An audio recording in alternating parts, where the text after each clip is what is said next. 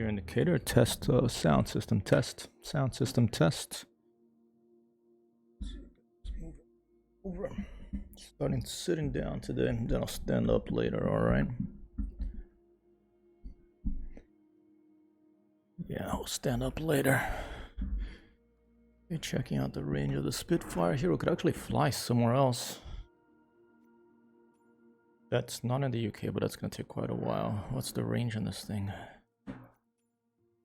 Take a look. 350 nautical miles. All right.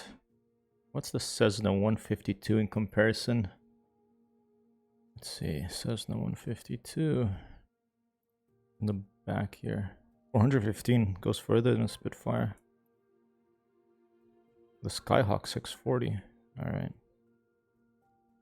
Spitfire Mark 9C was designed as an interceptor to intercept enemy fighters. In the case of the Spitfire, a lot of BF 109s, bombers. The Spitfire was mainly tasked with going after the fighters. Hurricanes was going after the bombers.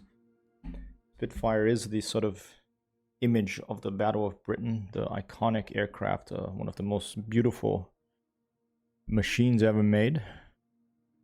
And I have purchased the Flying Iron Simulations one. I'll put a link here.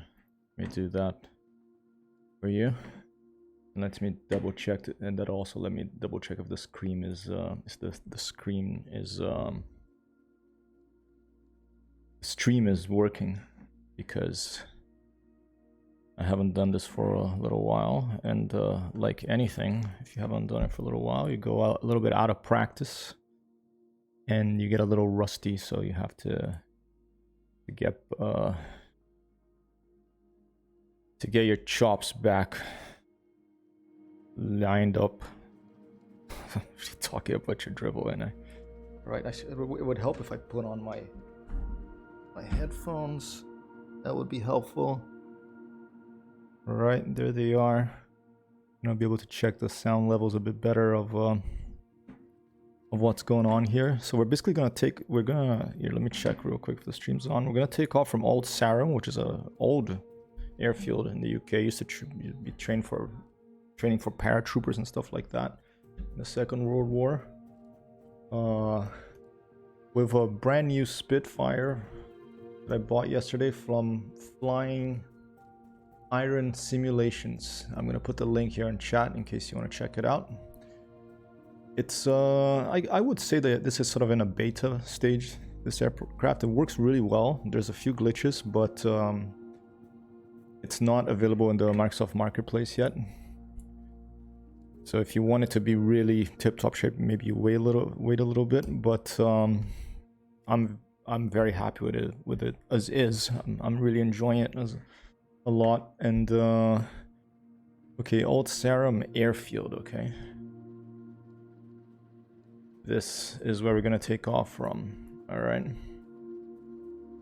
And the main reason I went to take off of this place, there you go, they're jumping in the parachutes, everyone's happy. The main reason I'm taking off from this airfield is because my friend BKG Kareem is temporarily living nearby over there. And so I went to do a flight over his house yesterday with my role-playing pilot career using NeoFly. And right now I'm going to role-play that I basically landed at that place, and I got into one of these Spitfires, and then I took a break from my pilot career and went on a check ride on the Spitfire, okay? This will probably turn into a UK tour to visit friends of mine, family, famous locations, you know, Cliffs of Dover, Land's End, St. Ives, my dad grew up, move up north, see Tony, up in what is it, Lincolnshire I think it's called, and maybe go all the way up to Scotland, we'll see.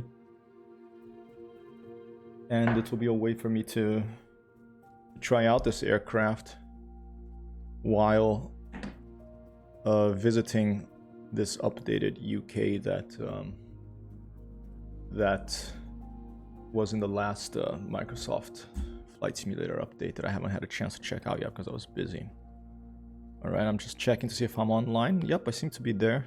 Okay, I'm there. I'm wearing a silly little hat because I need to have this thing on, these things on it, so that my ears don't burn off with the big headphones, because I have small earphones, but without the big headphones, I have nowhere to put the Track IR Clip Pro, so I'm wearing a hat instead and putting the infrared reflectors. And there's this little it's like a little thing that you see over these doors that are open when you get close to them without you having to talk to a computer or have a key, and in shopping malls and stuff and places like that. And it's basically an infrared detector that detects these three things. It triangulates the stuff in the position of my head of these three reflectors, and then if I turn my head that way, the view in the airplane turns that way. So it kind of simulates your looking around in an airplane, and it frees your hands to just fly it.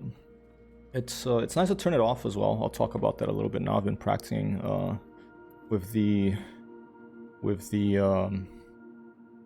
I've been practicing with a little with the drone view in the flight simulator. I'm finally getting a little bit better at it, and it's I just really wish they brought back the F1 for cockpit view, F2 for external view, F3 for flyby view, and I think it was F10 or F11 for the tower view. It's as if you're in a tower looking at the airplane flying around, because that was so easy. And now with this drone view, you have to control an airplane and control a view outside. It's complicated. So I hope the Asobo Studios brings that back.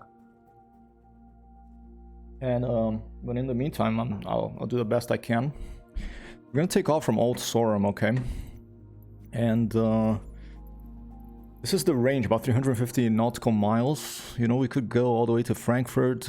We could go to Düsseldorf, go to Schiphol, not so far from where Schiphol lives. We could go to Charles de Gaulle. We could go all the way down to... And this is like a fuel tanks, okay? No underwing tanks. I don't even remember if a Spitfire could carry underwing tanks like the P-51, but... we could go down to Nantes, go all the way down almost to the Alps, okay, with a fully fueled Supermarine Spitfire Mark 9C, which is the model I'm flying here. Okay, fully fueled.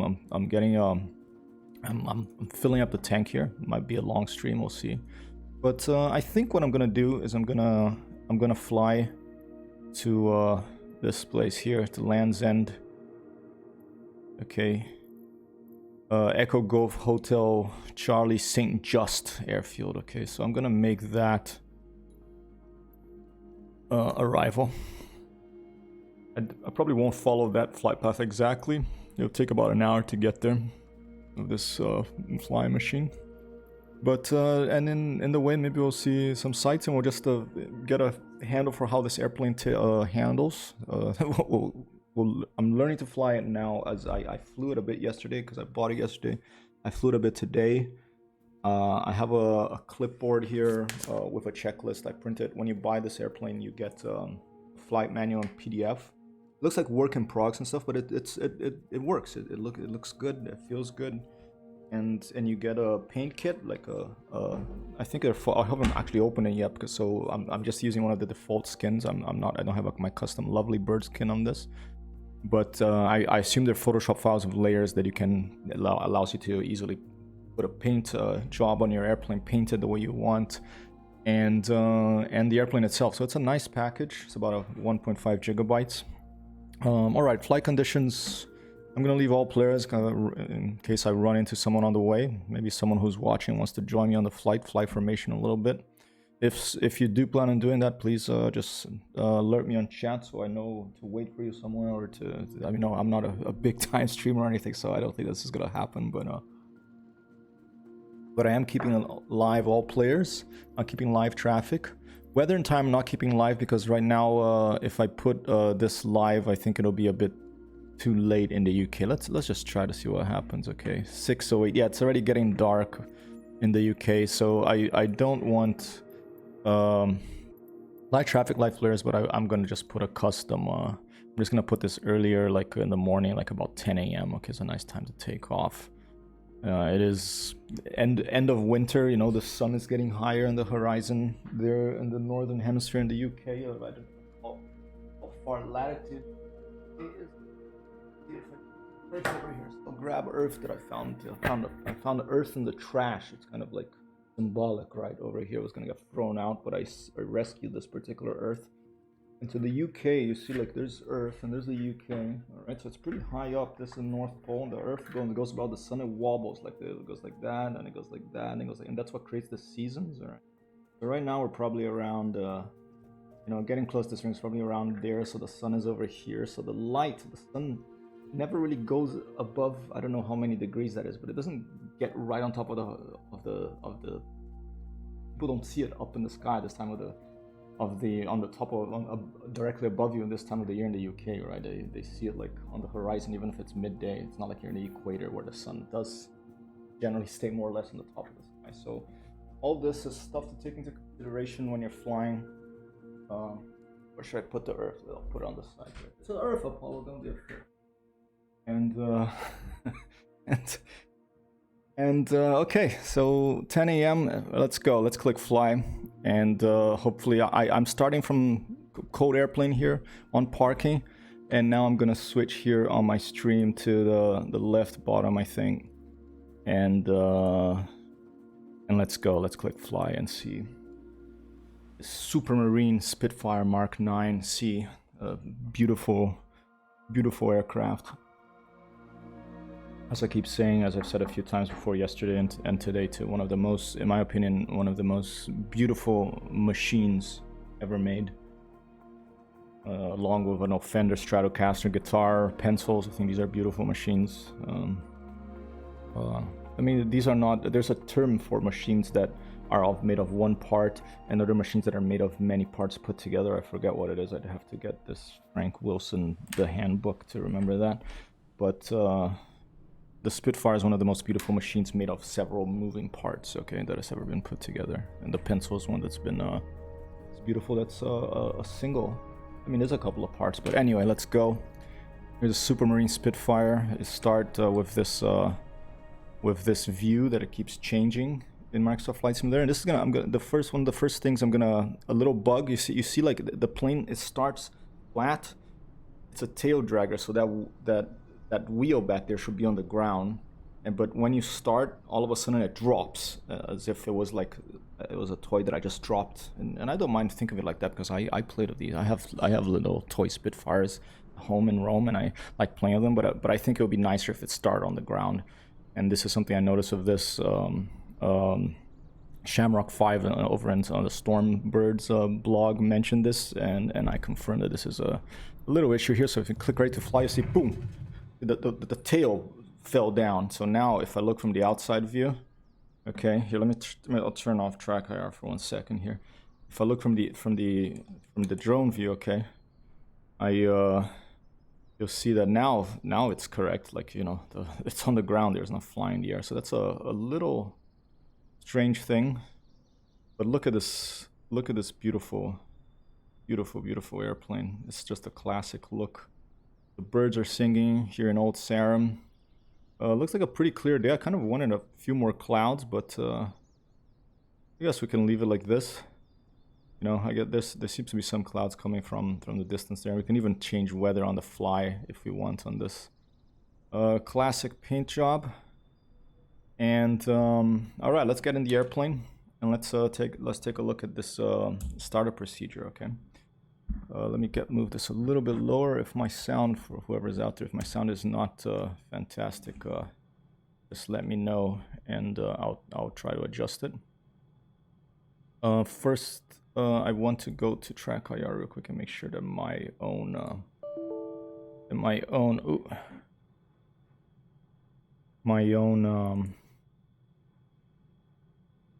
profile is on, because right now I'm pressing a button here that should do something and it's not doing it, so we'll figure that out in 1 second.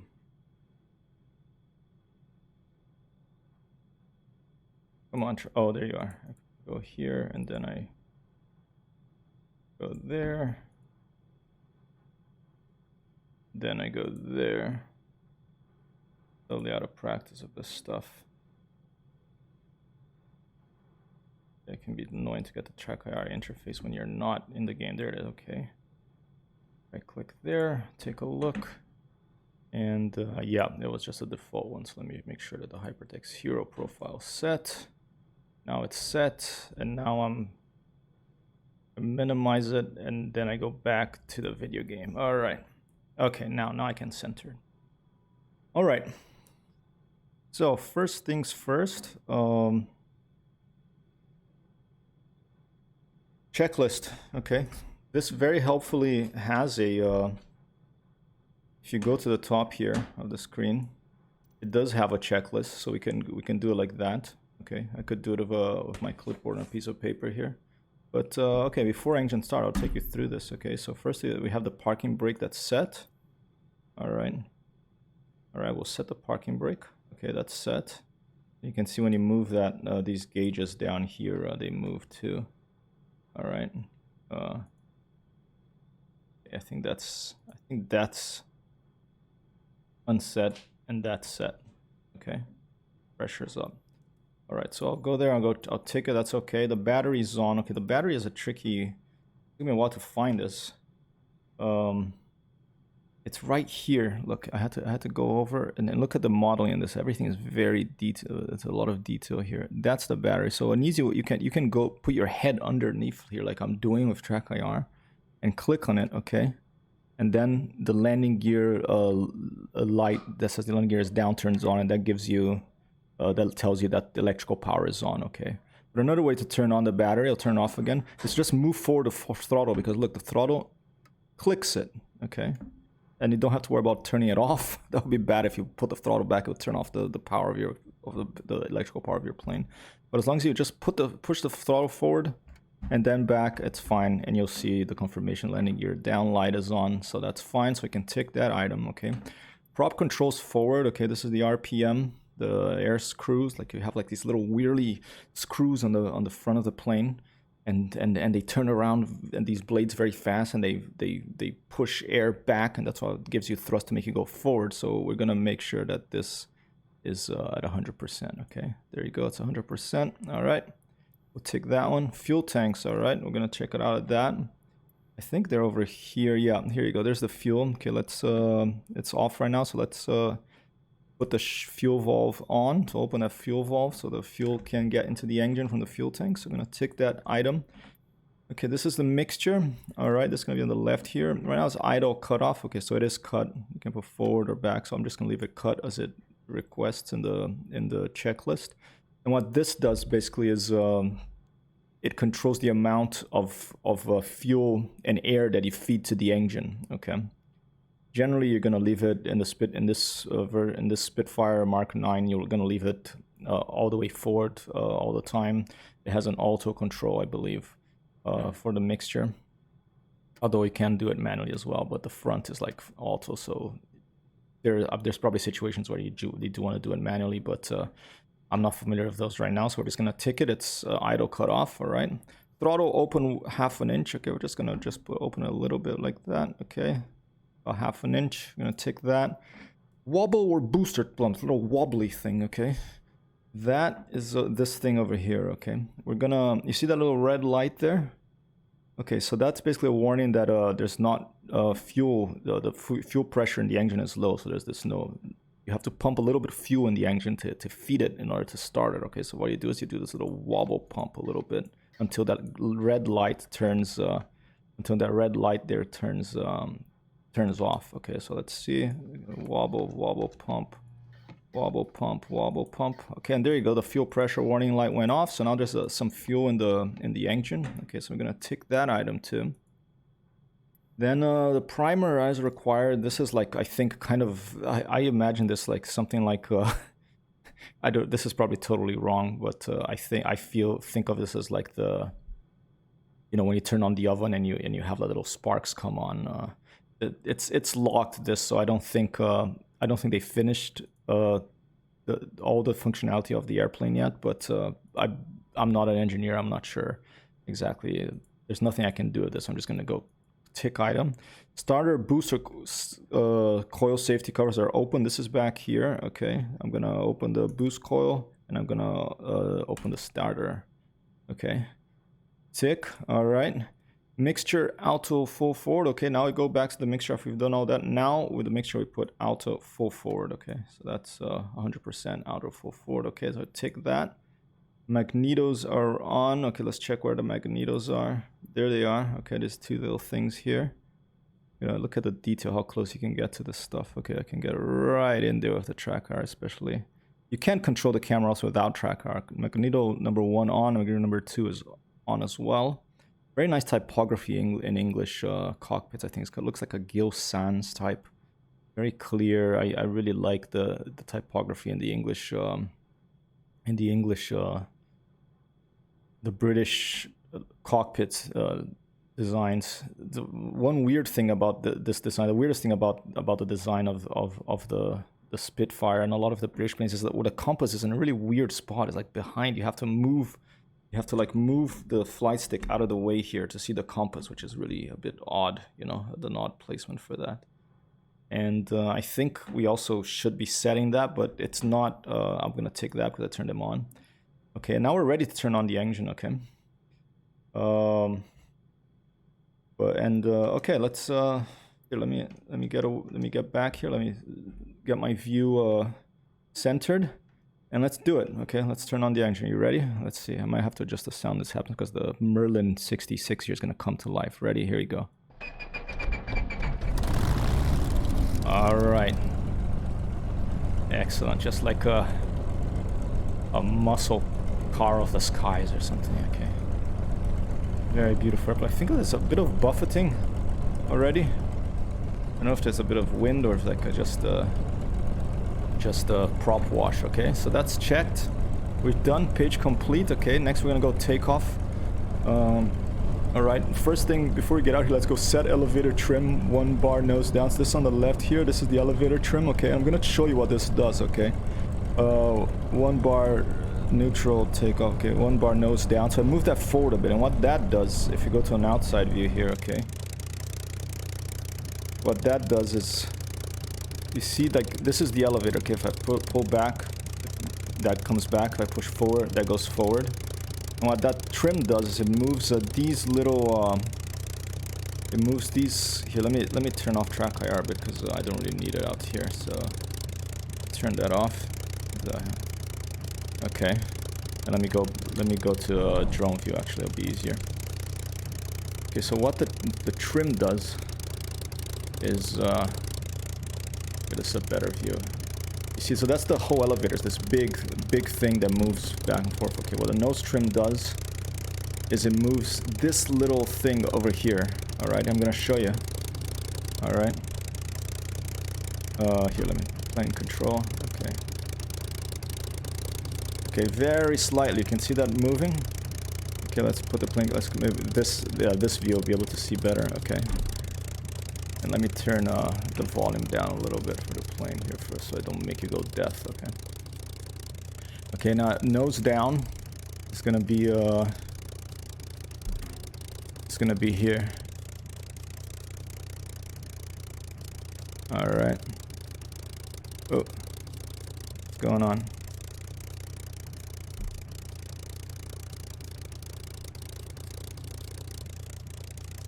Okay, 1 second. A lot of different things going on here. Let me make sure that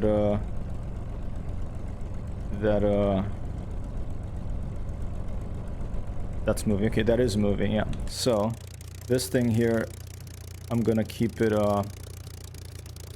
nose down like that. Okay. Actually, that's nose up. What the hell? Why is it not moving anymore? Alright, already having some issues here. Let's put fully nose forward. I think I just had to move it way forward until it stops. Let's see. Okay, now it's all the way nose forward. Yeah, okay, there you go. I just had to move it a lot. And that's why it wasn't moving from the outside view. And another confusing thing, there you go, now it's moving. Okay, so we have just a tiny bit nose forward. That's the trim for that. Okay, next thing is this thing over here. That's the rudder. Okay, and let me show you what that is. It's this one here, rudder bias. We want to, because this airplane, it has like this big propeller turning one way, so it's sending this spinning air that hits the tail, okay? The spinning air from the propeller over here comes back and it's spinning this air and it hits the tail, and this creates this thing called P factor that together with a lot of other things happening in the airplane, it makes the plane that has a powerful engine like this, when you're taking off, it makes it want to veer to the opposite direction for the propeller spinning, okay? So what we do to fix that, to make it easier for us to take off, is we make, there's this little tab over here, we make it turn right a little bit, okay? So it's gonna be like this a little bit. Oh, not like that, but okay. Like 1 second, just a little bit. Yeah, just a little bit like that. You see, just a little. That's the rudder trim, okay? And that will help us a lot with the takeoff. If I manage not to crash, that's a whole other story, okay? And what this, the thing that's controlling this is this thing here, okay? So there's the bias. It tells you the degrees, helpfully. Okay, so we want a little bit of bias to starboard, okay? All right, that's fine. So a few degrees to starboard, okay? All right, this, almost forget that that's not even in the checklist, but there's this little door here that's open, okay? If you look from the outside view of the airplane, okay? There's here. Let me move out here and I'll take a look. See that there's that door that's open there, so you don't want to fly with that door open. It's a side door. Okay, so I think they must have missed it on the checklist, but let's close that. And this brings me to another little issue of this airplane so far. There's no sound for the closing the door. They have to add that, I guess. But see, I don't think there's a sound for it. I've tried it with the engine off and there was no sound for that. There is a sound for the canopy. If you click up here, you click canopy. Okay. And it closes down, but I'm gonna actually keep it open. I'm not sure about if the Spitfire pilot's manual says that you should take off with it open or closed, but I generally like to take it off with it open because it gives me better visibility than I close it once I'm flying. I don't know if that's correct for the Spitfire. Maybe you can't close it when it's flying because there's too much air pressure. But yeah, let's close it and let's take a look. Okay. All right, so now we're ready to taxi. Let me get my track IR set up here. Let me check out of the stream review here with this silly hat. I keep having to look down quite a bit. I'm not standing right now. I will stand later of the standing desk here. Okay, so I've done this about 1 bar nose down elevator trim, about slight right bias on the rudder trim, and we want to 6 to 12 boost. The boost, you can see this red thing over here, so we're gonna be about 8 boost to take off, okay? And then after lift off about 120 miles per hour, okay? That's I think the miles per hour is right here, so between 100 and 120, around there, when that dials around there, we can pull back. Maybe there's wind coming from the direction, we can take off. Maybe there's a strong wind and it will take off earlier. I don't know, I'm just gonna try to feel it out here. And then we raise the landing gear. The landing gear I think is going to be over here. Yeah, it's this lever here. Yeah, landing gear. Okay, it's down right now. You can check the light here that it's down. Okay, it's green light, very helpful. There's a clock there. All right. Okay, let's okay, I think the parking brake is set. So before we I think I'm gonna put the throttle here a little bit forward. Yeah, parking brake is set. Okay, so this is the parking brake over here. I'm gonna click on it. All right, and now it should be released. Touch it a little bit, and then you use the rudder. And it doesn't. Microsoft Flight Simulator, the SDK software development kit, apparently doesn't let you simulate free moving tail wheels. So they've had to like fake it a little bit right now, but hopefully that's coming in the future. But generally, this plane, if the tail wheel is unlocked, you just, like Aileron Trim, it could be like jumping around a lot, okay, and it'll be can be really tricky to control, but it's a little bit easier here in Microsoft Flight Simulator. Now I'll give you an outside view here of this beautiful machine, and we're just gonna move forward slowly here and try to take off without crashing, which will be the first success if I manage to do that. This is a pretty small airfield. I can look around here. You can see it's not very long. I'm gonna go to the end here of, I think, runway number 24. Oh, this brings me to another thing. I have to turn on in order. This is a nice little touch here. If you try to talk to ADC, it says the electrical systems must be turned on in order to use the radio and speak to air traffic control, and that's true. And the way you do it is right here. That's there's a radio here, the A, B, C, D. I'm just gonna put an A channel. Okay, and now air traffic control. You can tune in, and I'm announcing the taxi.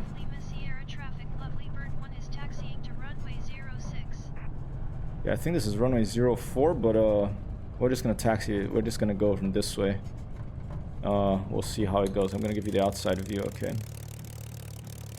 Tricky thing from controlling from this drone view is that you have to remember to either give control to the airplane or to the camera. Right now I have the airplane, but if I want to move the camera, I have to turn off control to the airplane, like I'm doing now, and then that gives you control of the camera. But then you're not controlling the airplane, so that can be, you know, tricky.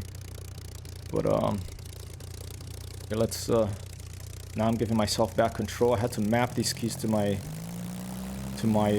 stick to make it a little easier, so I don't have to always put my hand, remove my hands from the keyboard, from the stick to change the view. Okay. All right. I'm gonna line up nicely over here. Runway 24. They said runway 6, but they didn't say anything. I said I was going to runway 6, but there's no. This is such a small airfield. There's no control tower, so I can't even. And there's not even, for that matter, a windsock. So I have no idea. I wasn't paying attention at the beginning of the stream. I have no idea where the wind is coming from. Hopefully, it's coming from the direction I'm pointing at. It's not a very long, strip. Okay. All right. Now we're gonna go slowly power up to about boost 8 over there on that red thing, and then we're just gonna kind of let the plane take itself off. Pull a little slowly on the stick as soon as we approach like 100, just right after 100 miles an hour, and let's see how it goes. Here we go. Taking off, Spitfire Mark 9C. I'm gonna have to put a little right rudder. You can see my foot pedals down there. Very slowly, very gently, because it does have a tendency, especially if I hadn't trimmed. I trimmed the rudder, so that's why it's not really going. All right. Oh, there's a little tendency. A little bit of a bounce there. I think I had a tailwind. I think that was a bit of a tailwind, but all right. That's nice. Very nice. Now let's put the landing gear up. Okay. I'll do it from this view, and then I'll show you outside view for you to see it happening. Okay, landing gear up. There it comes.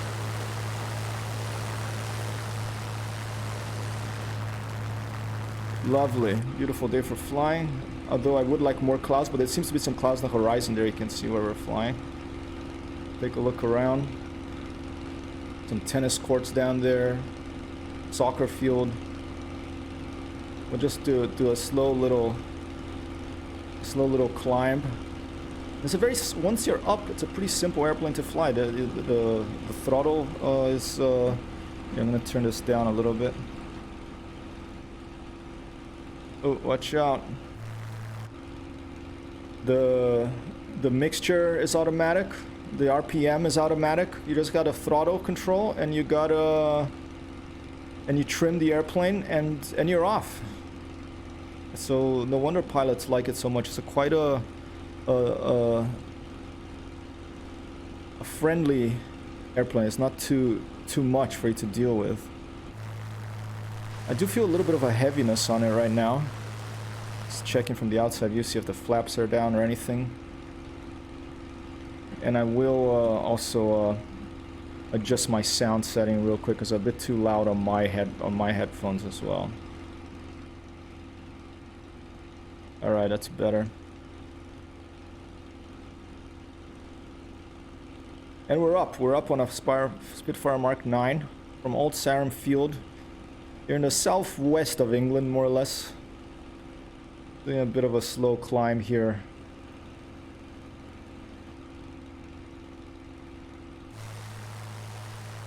Beautiful airplane.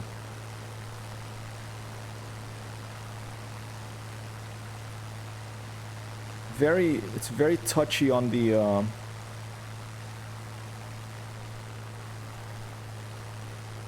one second.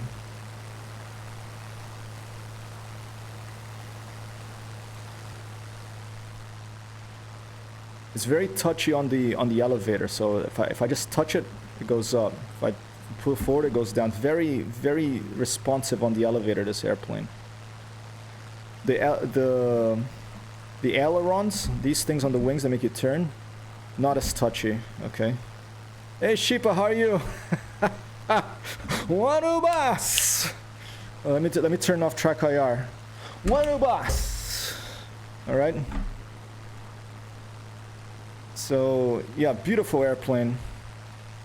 I'm gonna go to Valheim after this, okay? I'm gonna do some flying on the Spitfire, and then I'm gonna go to Valheim. I might visit your server. I don't need to see the thing you're making until you want to finish it, but I'll just help out. I'll go do some exploration of my own, and see how it goes. How are you doing?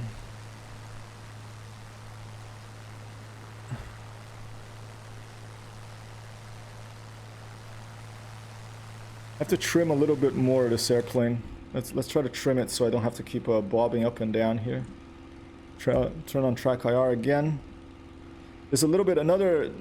I don't know if this is an issue with the developers of the plane or with Microsoft Flight Simulator itself. But if you with track IR, you can like clip. You can go outside the plane and stuff. You know, you can clip behind.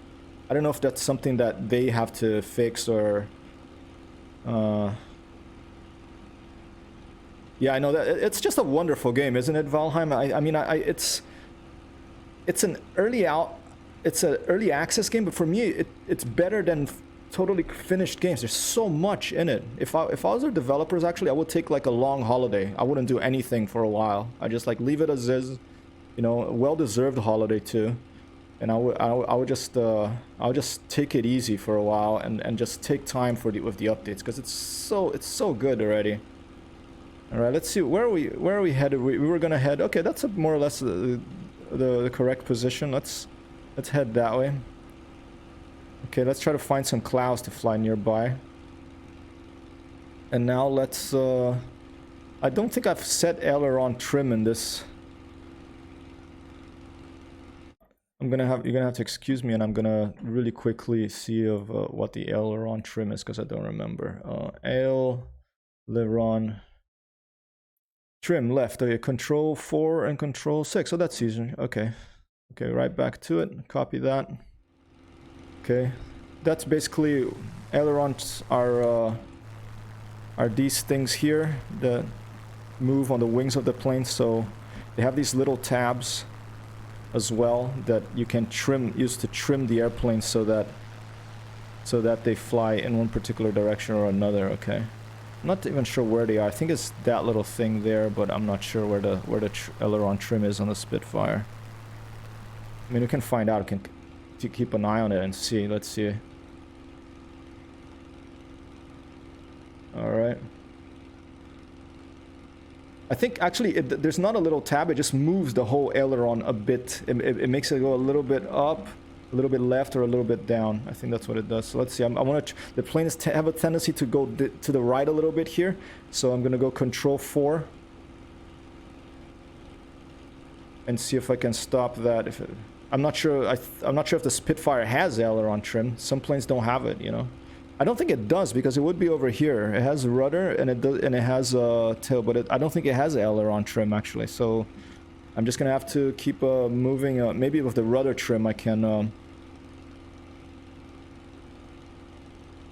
make it stop doing that. Let's go a little bit to port. Yeah, there you go. It's with the rudder. You can just do it with the rudder. That's awesome. Okay. All right. Let's just try to leave it just a little bit of a rudder trim, 0.5 degrees to that side. We'll see if that'll keep us going one place. A little bit more. All right, so now, yeah, I'm commenting on this aircraft here. I could open this; it would get pretty loud. Okay, and then you can like put your head out the window. You know, it wouldn't really do this in real life because like the wind buff thing will probably take your head off. But it's a nice feature that you can do it. Close it again. If the sound's too loud, please do let me know. Okay. Alright, now let's go for the outside view. Let's do a little bit of maneuvering.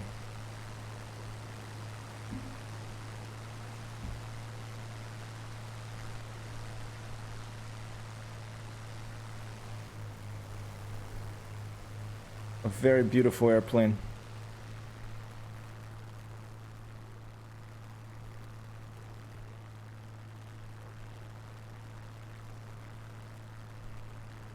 And I'm going to be comparing this to the Spitfire Mark 9 in R2 Sturmovik and the Spitfire Mark 9 in DCS, which I don't have yet, but I'm going to get it eventually. Just to see how these airplanes compare in each sim. Okay. And, you know, a lot of people, myself included, you think, well, you know, it's a combat airplane, why don't you fly it on the other sims? But the other sims don't let you fly anywhere on Earth. Okay, with these airplanes, and this one does, and it's so nice to be able to do that. Okay. All right.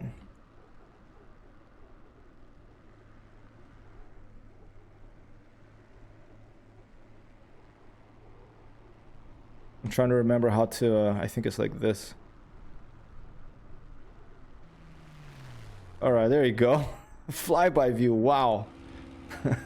It's a really crazy way to do a flyby view in this game. I really hope they make it F3 again one day, so it's one button press instead of having to do all that stuff. Alright. I wish there were more clouds. I might change the weather dynamically in a little bit. I think I'm going to do it right now, actually. Let's do it.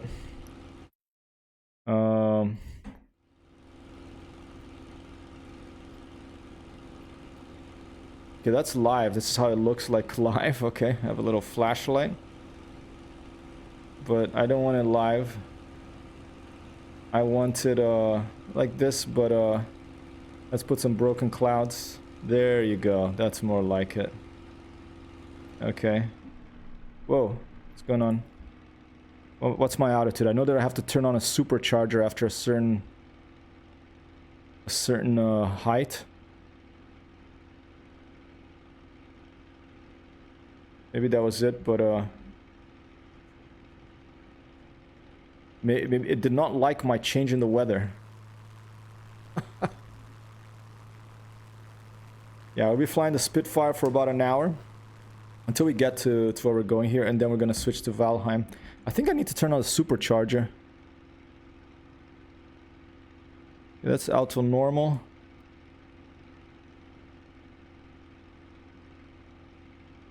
And you can only see how much fuel you have if you hold that button down. That's the save battery. You have to hold that button down to see how much fuel you have. It's another interesting little quirk of this airplane.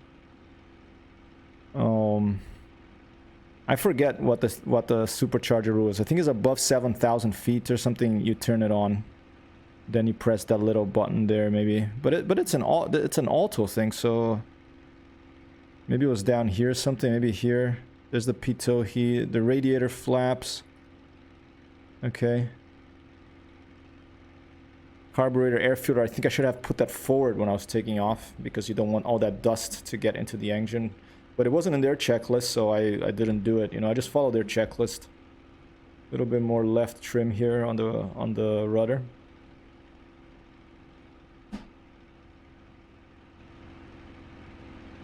All right. And now to make it even more pretty, we're gonna switch the time to a little bit later, maybe.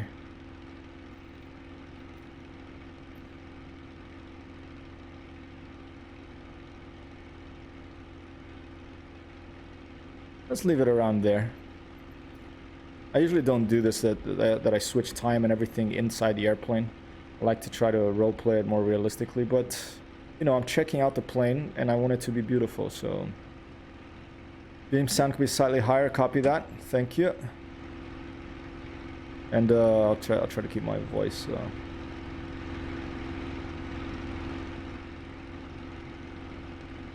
Alright. Is that better?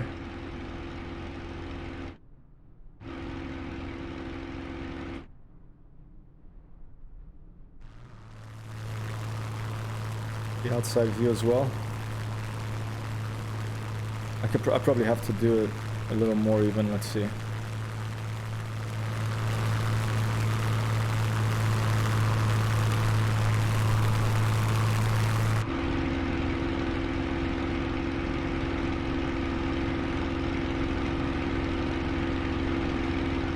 Excellent. Thank you, sir. Thank you, Sheepa. Look at these clouds. Yeah, this is what I love about Microsoft Flight Simulator. There is no other flight simulator that has clouds like this. Okay, none right now at this point.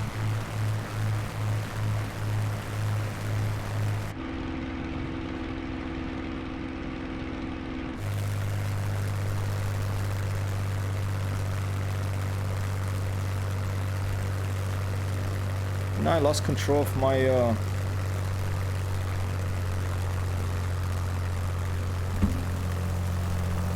of the drone camera. I don't know why. It's a little buggy, the drone camera in this. Maybe I'm doing something wrong, but it is feels a little bit buggy. Look at this. Let's just try to swoop in under these clouds. One of my favorite things about flying a World War II warbird in this is because it can go fast and it won't break apart. I won't get the message of death from Microsoft that you overstress the airframe. I mean, it will, but it's just you can go much faster before that happens. So you can do stuff like this where you dive down into a cloud and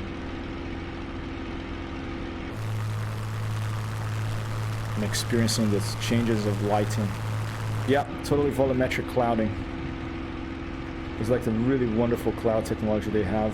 DCS, Digital Combat Flight Simulator, like a jet sim that I'm going to be flying as well at some point. That has new clouds coming. I don't know if it's going to be like these, but it'll be interesting to see what they do.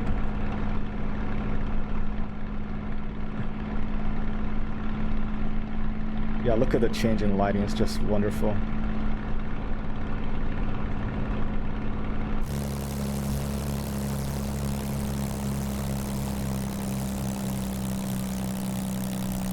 The engine, I feel I have a problem with my engine here.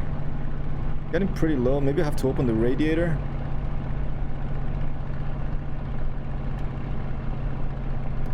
Turn the pitot here. Radiator flaps back is open. Let's try to open them. I think I'm losing power here. Maybe I had the throttle open full too much. I better start looking for a place to land. That looks like a bit of an airfield there. Yeah, that looks like an airfield. Okay, shit. Yeah, I'm losing power here. Oh, here you go. It's coming back on. Am I going to be able to keep flying? Now it's feeling a little better. I think I had the power high for too long.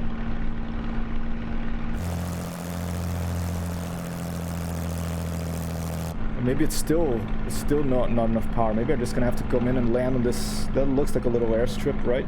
Tiny one, but shit. Yeah. Yeah. Okay, I'm in trouble here. Alright, gear down. Flaps down.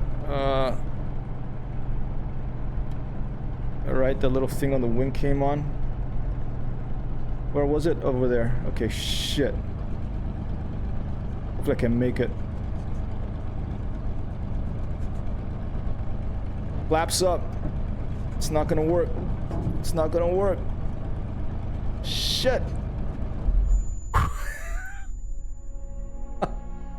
At least there's only one viewer to see that, just you, sheep. For goodness sake. Let's go back to the main menu and let's start more or less where I was, and we'll keep flying down. Okay. No idea what it was, but the engine lost power and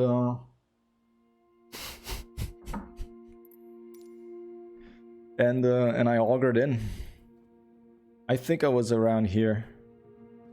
All right, I'm just gonna put it there as departure.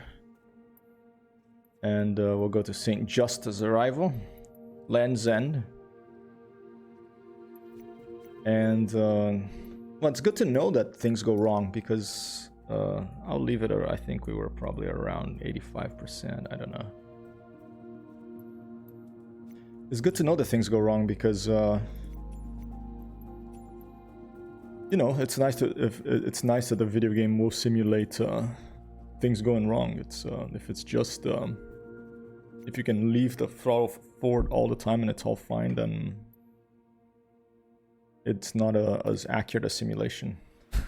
Cheapo, spread the news.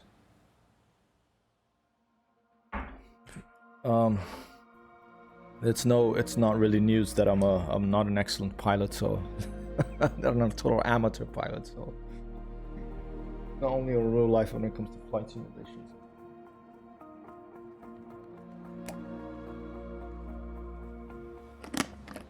Right, and we can, because that's a wonderful thing. Our video games can do a couple of clicks and you're right back up in the air, okay? And here we are in the clouds in a Supermarine Spitfire.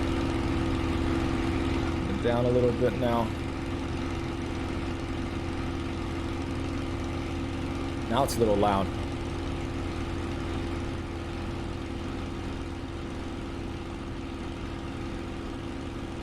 All right. It's a little bit not only loud, but it's a little bit laggy too. What's going on here? This. What happened? One thing to keep in mind in this video game is that when you play, is that the first time you load in, the first time you load into the game,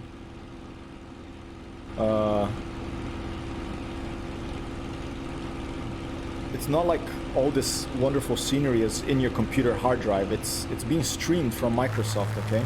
Like all this scenery that we're seeing here. All this is being streamed from Microsoft servers. That's why that's how they can simulate the whole world of such details, because it's not that you don't download one thing. It'd be like, I don't know, terabytes. I don't know. No one has that sort of space, you know, like a lot of terabytes. I don't know how. I don't even know if you could fit in one computer unless you have like some sort of mainframe. So as you're playing, especially if you have a fast internet connection, the computer is actively loading as you fly around. The computer is loading up the scenery as you move. So the first time you load into an area, if the frame rate is choppy, that's often because the computer is loading it up, and that's making it a bit choppy. Okay, look at that view. I'm slowly learning how to use this drone better. I can even speed it up. It's just like photorealistic, okay? Just wonderful, beautiful. And so the sheer beauty of flying in this game for me is the main selling point, more than the systems modeling. You know, there's people that really like, you know, the CRJ jet that just came out. There's people that really like simulating being an airline pilot and doing the pre-flight checklist, making sure the passengers have their seatbelts on and the no smoking sirens on, and you still need that, you know. Let's go under that cloud. But for me, it's just the sheer beauty. I love that there's all this technical stuff as well, but I just like flying and looking at the scenery and seeing the light change. You see, when you go behind this cloud here, look, the light's gonna completely change. Okay, look at that. Okay, it's not as thick as maybe this one over here. Let's see on this one. Then I have my head outside the window. That's okay. See, look at the light changing. Very, very, very gentle light changes. It really feels like you're there. Let's open the cockpit. And then it feels nicer to put our head out the window of the Spitfire. Louder too, but gotta turn it down a bit. But just wonderful. And to be able to fly anywhere in the world with this level of fidelity, of visual fidelity, and systems fidelity too.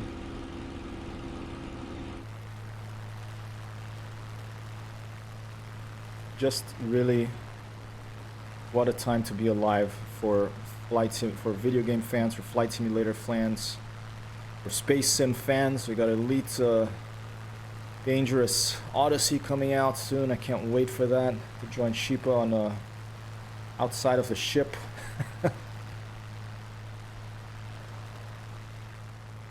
When I stopped receiving emails from Robert Space Industries, from Star Citizen. Have they given up? Are they done basically? Or I noticed that I haven't received emails from them for a while. Where am I? We're over here. Not sure what this is, but that's where we are. We're heading to Land's End. And look at this wonderful lighting here. Track IR works outside too, which is nice. Oh, there's a windmill. Let's go check it out. Do a little bit of Daredevil flying too.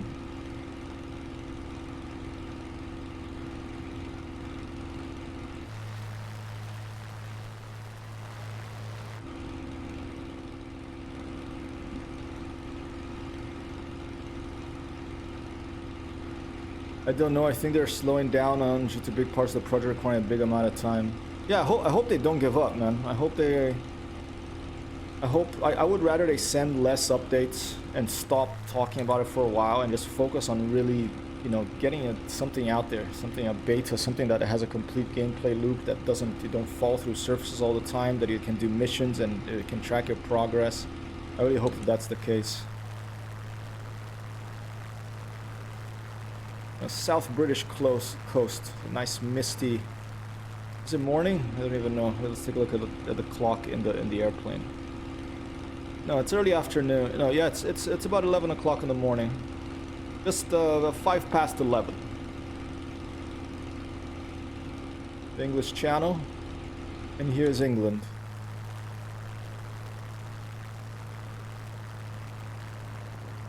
Turn off track IR for a sec. Get a little bit more stable.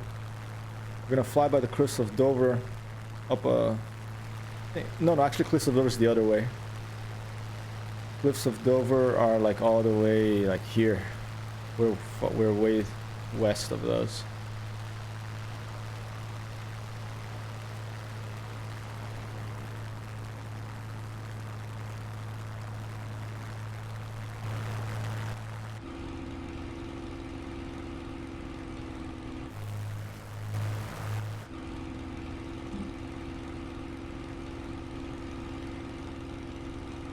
Oh, all right. Oh, okay, I think it's time to stand up. Ready? Time to stand up. Let's make sure the plane's not gonna crash. You ever watch the Never-Ending Story? I can't ask Amber now because I think she's busy, but I think I watched the movie, The Never-Ending Story, but isn't it a book? Okay, here we go. Computer, raise desk. Let's make sure that nothing's gonna fall over. Just do a quick check over here. Okay, here we go. Okay. Okay, making sure no one's gonna fall. Nothing's gonna fall. Okay. All right. Okay, and now I'm standing up. Yes. Okay, that feels better. Too much standing, too much sitting, not good for you. All right. Did it work? Let me check my preview here to see if I'm still there. Yep, it seems to be up still there. Maybe a little bit of a camera change over there. If all of a sudden it falls, it'll be exciting for the stream, but who knows, maybe it'll break my old iPhone. But you know, for webcams, it's pretty good. Oh, it's a Star Citizen pun. Okay, sorry. Trying to think of 10 things at once here. Look at this green hills. Yeah, Star Citizen is a bit of a never-ending story, isn't it?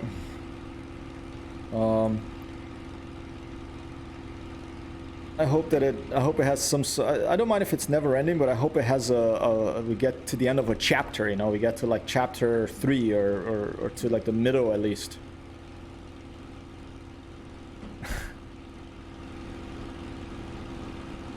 Nice. Yeah, so the Galaxia cat put her foot down. It's like, from now on, you are going to help to cook. Is that what's going on?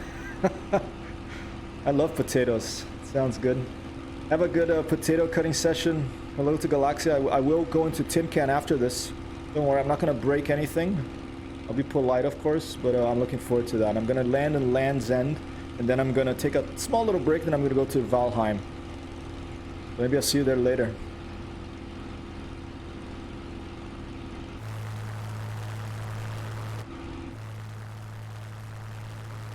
Supermarine Spitfire, Flying Iron Simulations.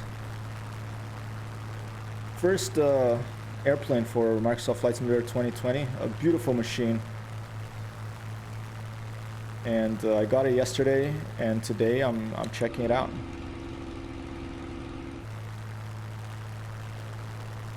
I don't know why it's sometimes the drone camera gets stuck. I pressed the button to get control of the airplane, but it won't let me control the drone camera. Maybe because of a track IR conflict or something. Not sure what that is. Doesn't happen all the time, but it does happen sometimes.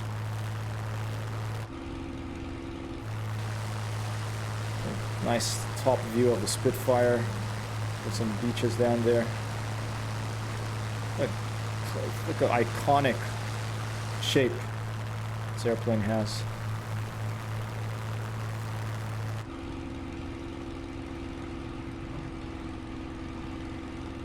Let's try to. Oh, I keep forgetting.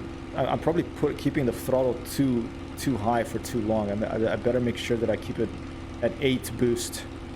To this little thing here, I shouldn't be over 8 for too long, and I think I've been doing that. I've been going to combat power too much, and you really shouldn't be doing that for long, otherwise the engine stops. It breaks.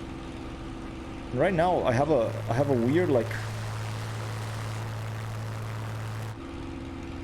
I have full trim is behaving weirdly. I have full back nose up trim. Oh, here you go. Now I released a bit. It was kind of stuck, the trim, so I have nose down continuously. This thing that's rolling here. Okay, nose up. There you go. I think what's happening is when I go to the outside view and I try to move, maybe I mistakenly try to move the head switch. It actually trims the aircraft, so it puts it. It's almost like the CAS, that thing that made those Boeings, those 737s crash. But a mistake of mine in this video game, and those were software mistakes, not the pilot mistakes. Alright. Let's try again. Let's see if I can move the... Okay, now I can. Nice. Alright. A nice view of the Spitfire over England here, over the south coast, heading to Land's End. Beautiful cloud coming up here, a cumulus. Let's fly around it. Let's make sure I leave the boost below the 8 setting over there, okay? I don't know that's PSI or what, but I think that's just a number setting. No, I think that it is probably PSI parts. I forget what it's a pressure. British. I think you use a slightly different pressure unit. Very quirky airplane design, but excellent. Here you go, right by the cloud.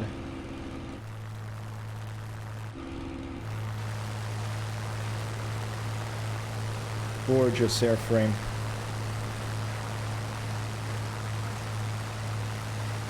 Really one of the most beautiful machines ever made. Just screenshot right there. Even though I have all those that data in front, I should probably turn it off. It's more interesting to see that when you're flying airliners anyway, but it can still be interesting if you're into a lot of numbers. All right, see, instead of doing a straight shot, we've just been skirting the coast. The Land's End. Let's check the fuel level. Like I had mentioned, one of the quirks of this airplane is to save battery. It only tells you, it says it's 0 fuel, but you have to press that button to see how much fuel you have. So we have just about 3/4 left. Then when you release it, it stops counting to save battery. Look at the shadow, the big antenna right behind my head here. Like you can turn around this big thing over here. shadow on the cockpit. Just the lighting in these video games. We're really living in a golden era for video game lighting. This video game is one of the best examples. And the video game I'm going to play after this, Valheim, is another excellent example of cutting-edge lighting. Valheim might not look like a very in some ways it might not look like a super advanced video game, like a low polygon count and stuff like that, but the lighting is really cutting edge. It's just wonderful, wonderful lighting that video game has.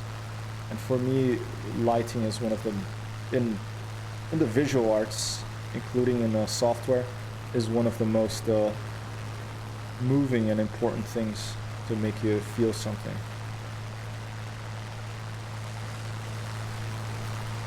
A wonderful shot of the Spitfire here, trying to give you a nice view here.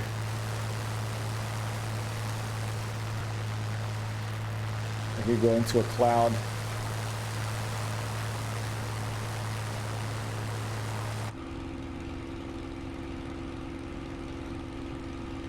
Yeah, I hope that I don't know if there's a way for them to fix this. If this track either I can go behind the seat here. I wonder if there's a way for them to limit that so that that doesn't happen, because it just throws you off a little bit. It throws you off the feeling of being there when you all of a sudden see like do that. But I'm not sure if that's something that the aircraft maker has to do, or if it's something Microsoft and Asobo Studios have to look into.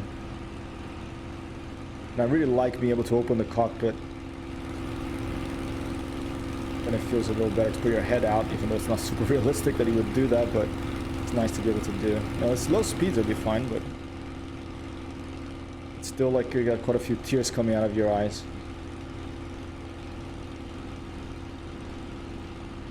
Alright. I'll leave it of the outside view.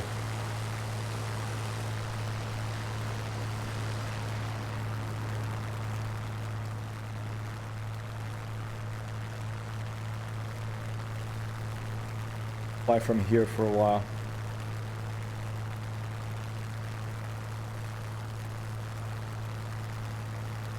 Just a joy to fly this plane. Make sure my boost, yeah, can I leave it right there? Okay, well, I'm at Angels 9. I think we're doing good here.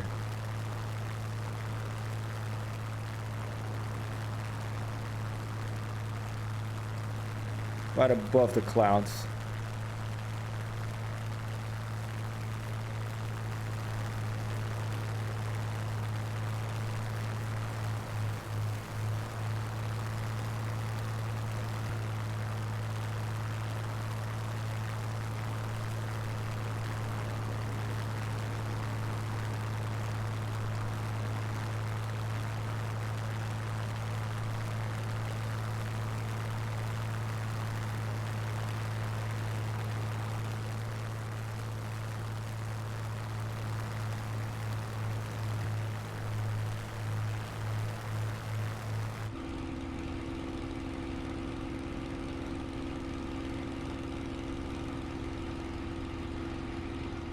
They haven't given a weather report in New York City.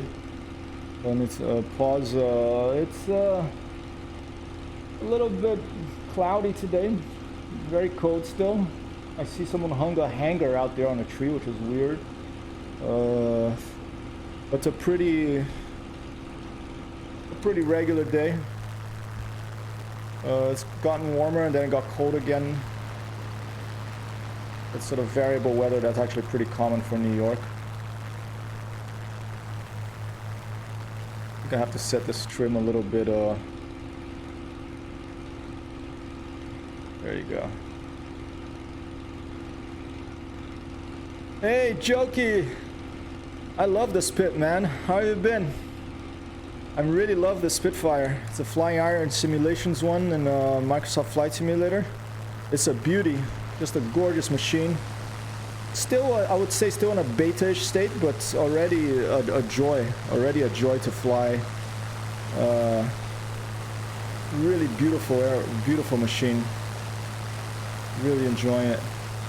Yep, it's a Mark 9. It has It has both the clipped wing and the normal versions.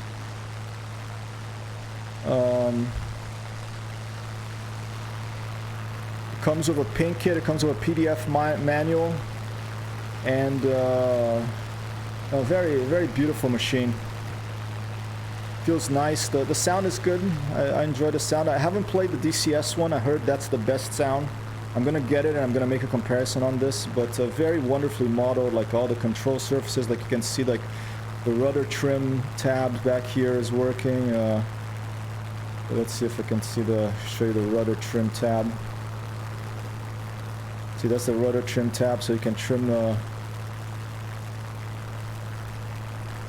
rudder. All right, all that works. And the cockpit is clickable. Here, let me turn on track IR here. So not everything is functional, they're still working it, but yeah, here you go. That's the rudder trim right there. All right, you can get right in there and check all the details. There's a little battery switch. I can turn off the battery over there. Starter, you got the landing gear thing here. They have some things that are not functional this side. I think the IFF self-destruct thing. It's an emergency gear release. A really beautiful machine. Beautifully modeled. You can open the cockpit. It's a little unrealistic to do it this side, but put my head out the window, not super realistic as well. So they have to work a little bit on the yeah, the textures are lovely. You have to work a little bit on the limiting of the motion when you're wearing track IR, because, you know, I can go like this and see behind. I would like that not to be able to happen. I don't know if that's Microsoft or Sobo Studios, or if it's Flying Iron Simulations that have to work on that stuff. But just really feels really nice.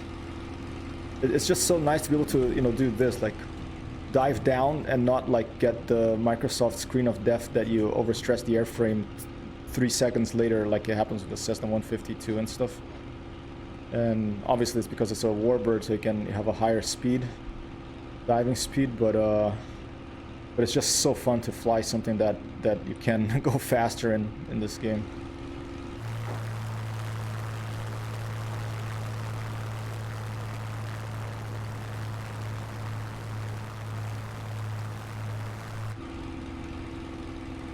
Do you fly IL-2 mainly?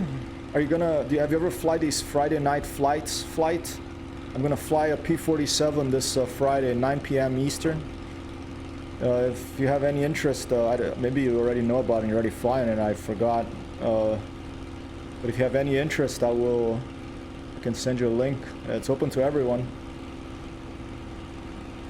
Yes. This Friday there's one at 9 p.m. The IL-2 Sturmovik P-47s versus BF-109s, which it was like G's or whichever version it was that they were playing then. They were flying then, and you can fly 820 bombers I think this week as well, and whatever the German equivalent is.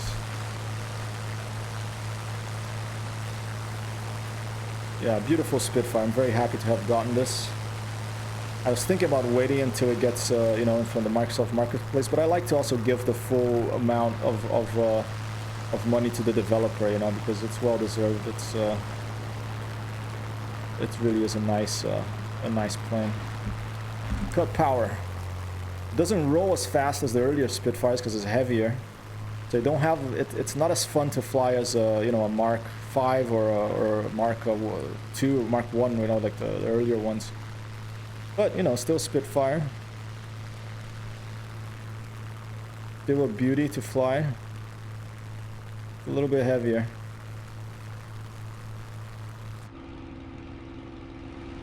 Yeah, it's got fuel injection. I think you turn it on, I think it's automatic, right? And there's a supercharger, I think you go to, it's auto. With this boost here, I think that's automatic. And I know that if I stay too long above that 8, engine starts having problems. I had a crash earlier today because of that. I assume it's because of that. I'm not sure if they're actually modeling that.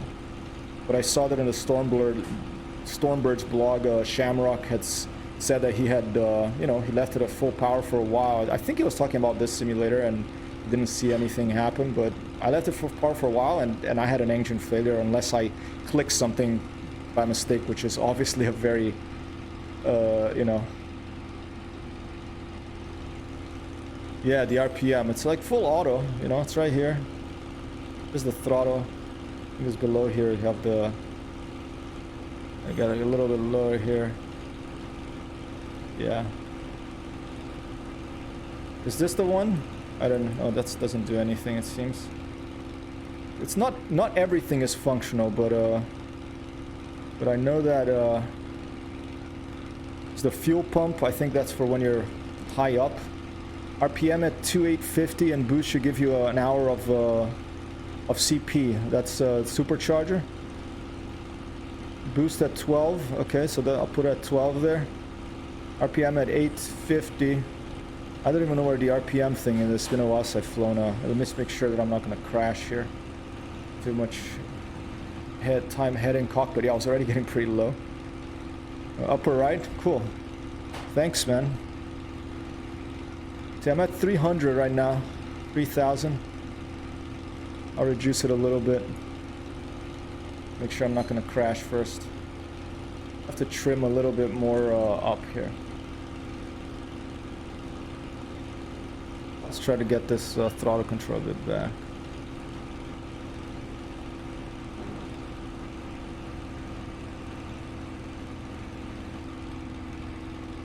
That's cool. Yeah, I'm also a Mile 2 flyer, although I'm not a pro at all these, you know. Look at this fly. I'm more of a seat of the pants type flyer. I'm not a pro at all the settings, and because I fly a lot of different planes, and I really should pick one and focus it on a while to just remember. And I think the Spitfire is going to be one of those because I bought this plane and I love it's my favorite World War II airplane. Since I was a kid, I have a poster in my mom's house of a flight of Spitfires in formation over England. Like I just always loved this airplane. It's just a gorgeous machine. I like the P-51 a lot, and I just like trying all these different planes. You know.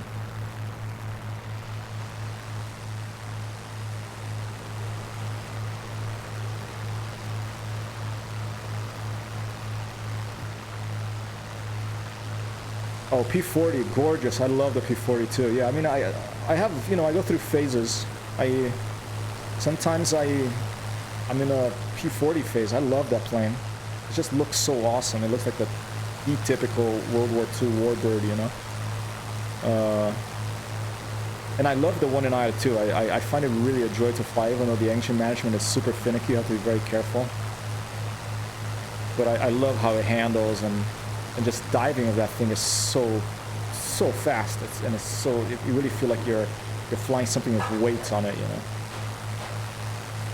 If it's too loud, let me know. I'm slowly learning how to stream again and adjust stuff. I've been gone for a while.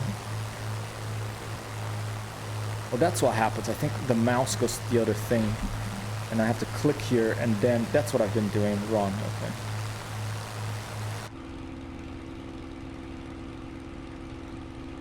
Yeah, P-40, and you know what's my favorite thing about the P-40?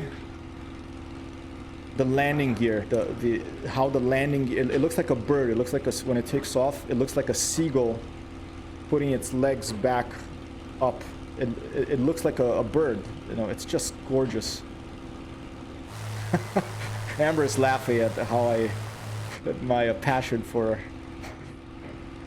how excited I get for these airplanes and stuff. Hey, I love being able to fly World War II airplanes in a flight simulator. I feel like I'm maybe losing a little power.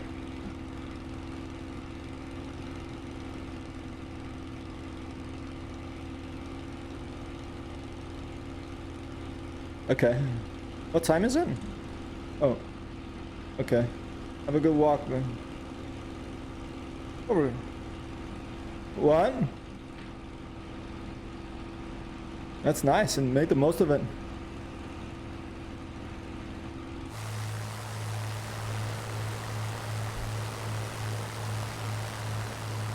Cool.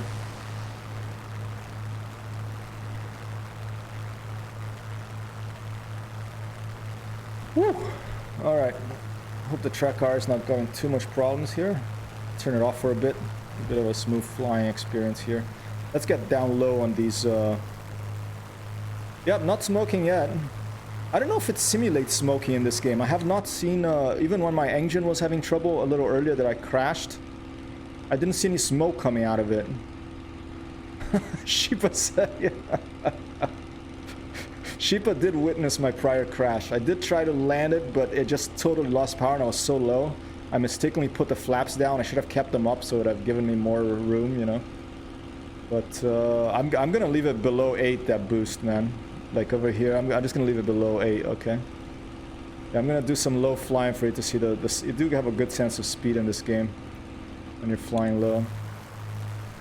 Because there's a lot of clutter on the ground, there's a lot of little bit, the frame rate's getting a little choppy there for a second, but it is a nice feeling of speed.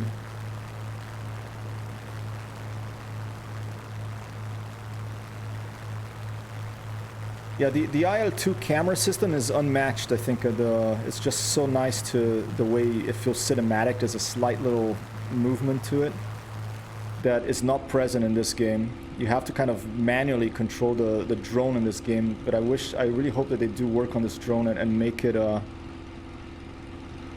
so that it can follow your airplane automatically and give you flyby views, all that good stuff that looks good automatically without you having to really spend a bunch of time learning the drone controls and spending time out of the airplane. And I'm slowly learning it, but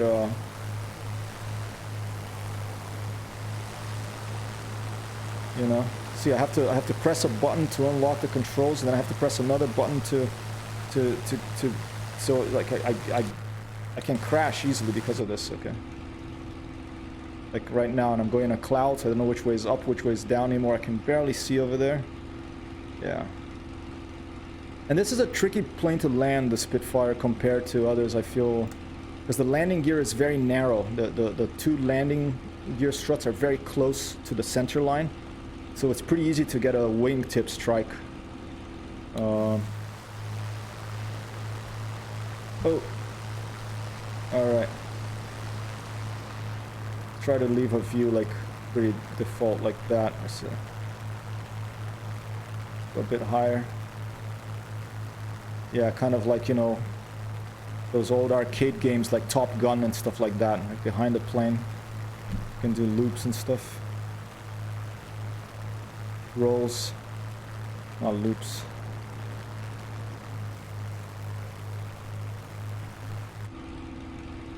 Okay, we're not too far from, I forget what I think St. Luke or something. We're pretty close. Let's call ATC. Have to turn on the radio. One of these down here. There's the A channel. Put that. Nearest airport list. Is AGD, is that the, oh, St. Just, that's what I want. St. Just. Just. Full stop landing, please.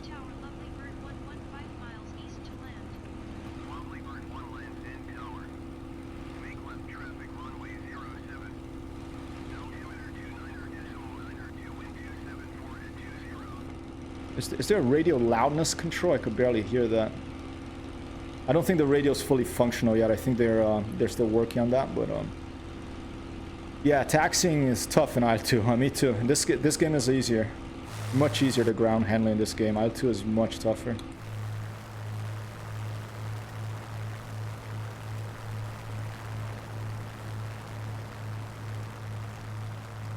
All right.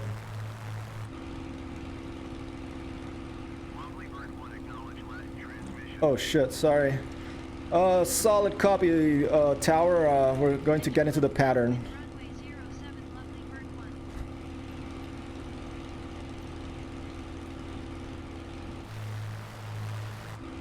Yeah, one of these guys have a... Okay, they're just directly ahead. Keep going west. Compass in these British planes are so weird, and I think I forgot to... Yeah, that's north. To like...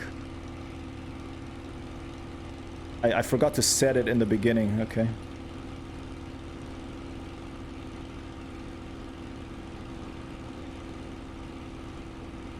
backward mirror? What do you mean, Sheepa? So I'm starting to get a grip on the MiG-3's ground handling though. Oh, the MiG-3? I haven't flown down for a long time. In the original IL-2, that was like a flying fuel tank. It would get shot once and blow up. But it looked pretty cool, and it was fun to fly, remember?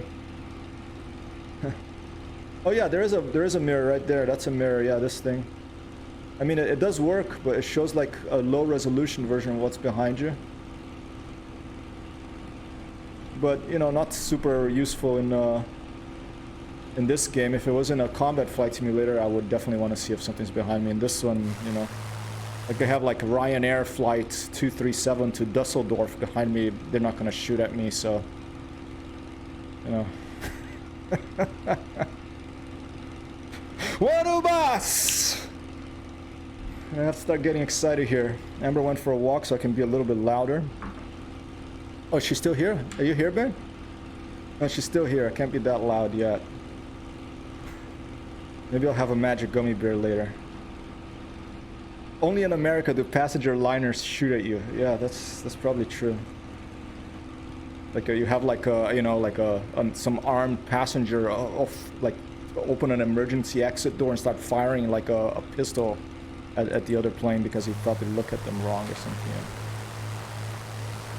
Oh, a little bit of a choppiness here. Don't know what that's about.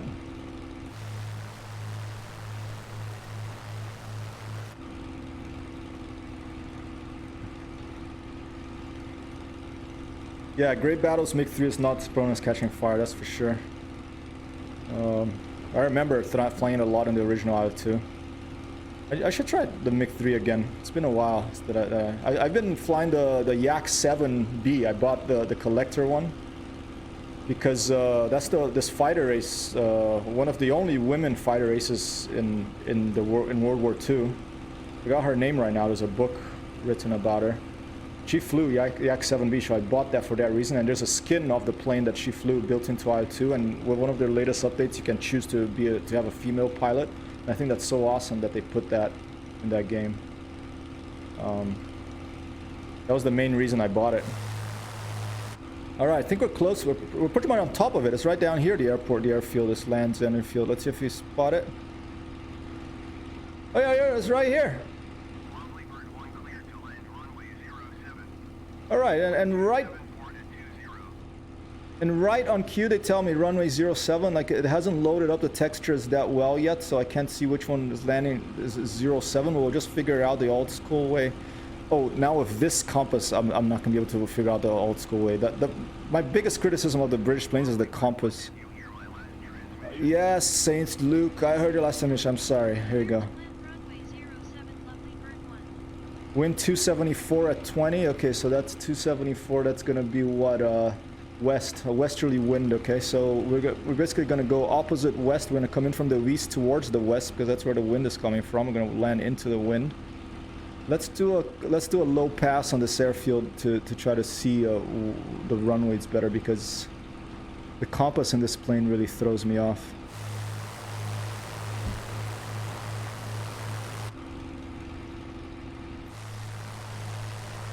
Let me take a look from the outside view here to give you a little. Oh, there it is. There's the airfield, and that's where we're gonna land. St. Luke's near Land's End, the bottom and leftmost part of England. Okay.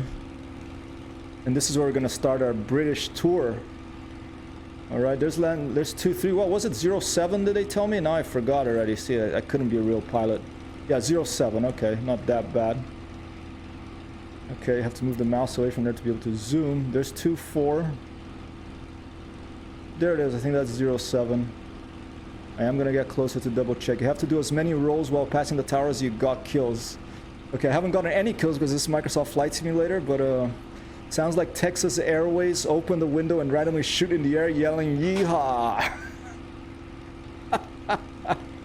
You know, in IL-2's Thermovic, you can actually shoot a gun out of the window of your airplane.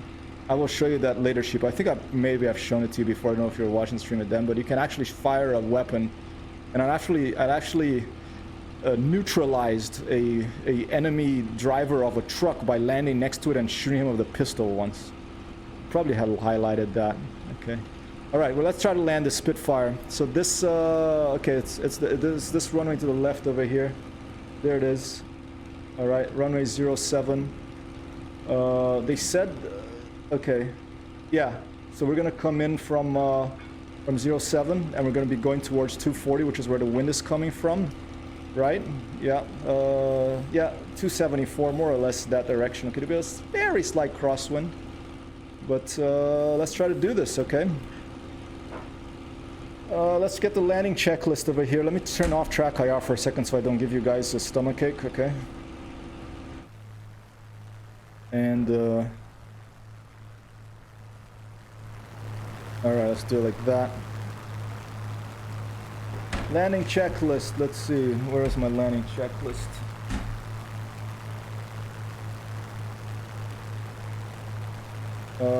Flaps down and the landing gear. Reduce speed to 160 or below.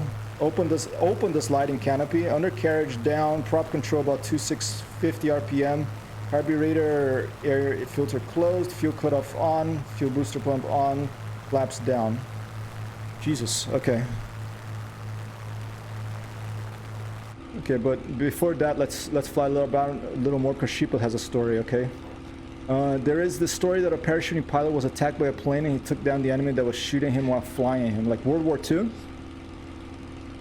A lot of crazy stuff happened in that war, so I would not be surprised if some of this stuff is true. That one sounds like a pretty tall story, but the Pacific, huh? Right, does it have a landing checklist on this? I don't think it does. Oh yeah, approach, okay. Propeller 2650 RPM.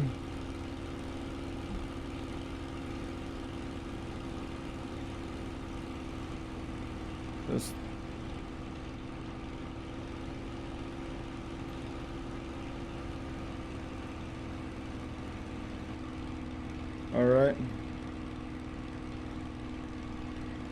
Okay, that's about 2650. It's about between 2500 and 300, right? Around there. I don't like that so much. Let's keep this. I'm just gonna do it with the throttle. A little bit lower.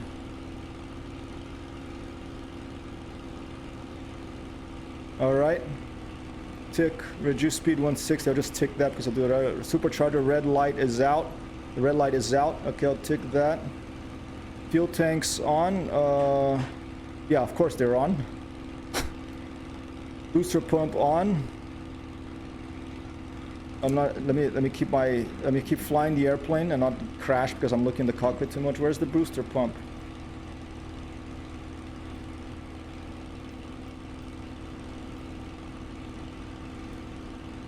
Wasn't it this thing here? I'm not sure. I'm just gonna assume that it's fine. I'm gonna take the item. The pilot on the parachute shot the enemy with a handgun straight from the cockpit window. That is crazy, dude. Propeller control full forward. Okay, that's fine. Flaps down. Okay, let's put the flaps down. Okay, I think flaps down is right here. Okay, and the way you check if the flaps are down is this little thing opens. Yeah, there you go. See that little thing on the wind there? That's open, so that flaps are down. Okay, that's checked. And that's it. And it's funny. No, that's takeoff? Approach, okay. Flaps down. It's funny that they forgot to add the gear, you know? You have to put the gear down, for goodness sake. That's funny. Okay, they should put that in their checklist, because if you're gonna land without the landing gear, that's gonna be a problem. Now I already lost track of the airfield. There it is, I think.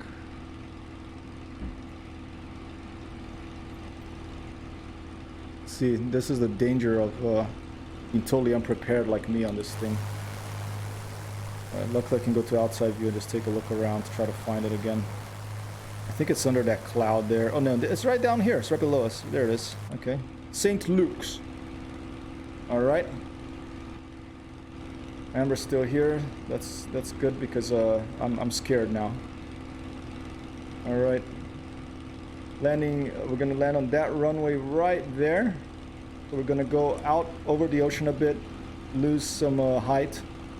Gear is overrated. Have you not heard the SpaceX news? You're gonna attach one of those. Let me hydrate here a little bit. Let me turn off track IR.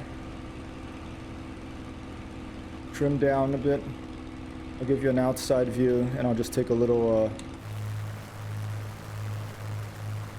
there's some little islands there. A little moment to hydrate.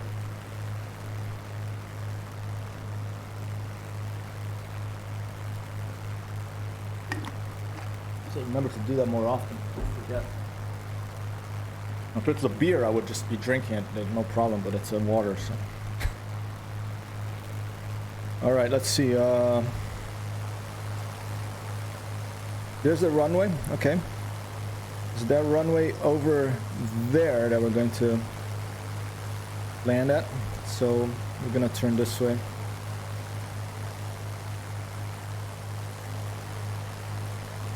And we're gonna cut throttle.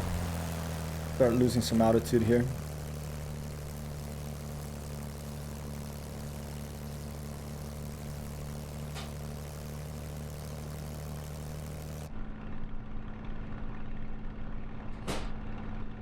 And as we drop and lose altitude, we'll... Oh, another thing, I should give some rudder trim to this thing because very important for the landing of the Spitfire and takeoff is this. A little bit of rudder trim, about 2 degrees would be good, I think. Because otherwise, it's even easier for you to hit one of your wings. Okay, let's open the canopy. Right now we can see outside. Jeez. Control. It's kind of harder to use track R when you're standing up like I am right now because my whole body is moving, so everything moves, you know. All right, there's the landing. There's the. I'm gonna tell him I'm final here. Oh, I don't even need to. Okay. Well, I'll give it anyway just to let him know. Okay, I am coming to land now.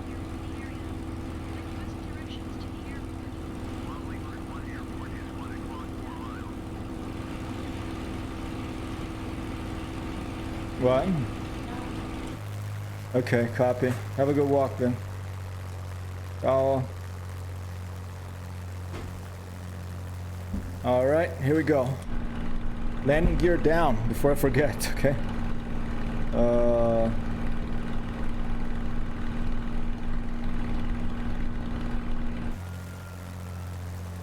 Okay, there you go.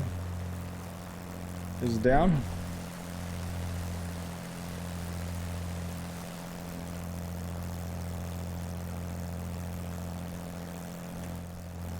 Alright, look at all those oil stains along the fuselage.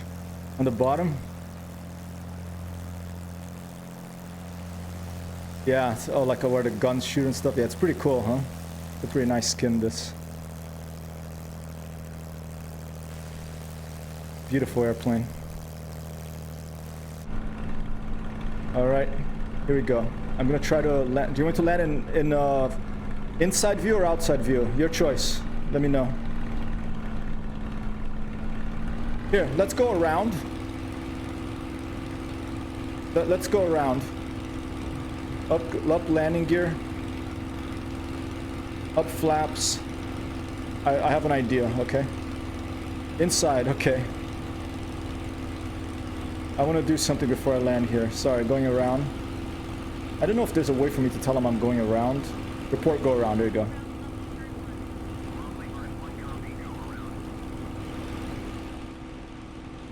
Alright, what I'm gonna do is I'm gonna create a quick little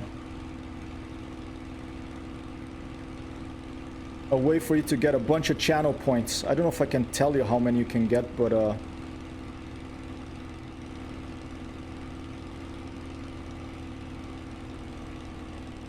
have a bad feeling about this, that by going around I'm going to crash. Oh, flaps is still up, of course. Of course, that's weird. Okay, there you go. All right, inside. Okay, I'll land from the inside view. That's fine, but I am going to give you a chance to get some channel points. Copy. Okay.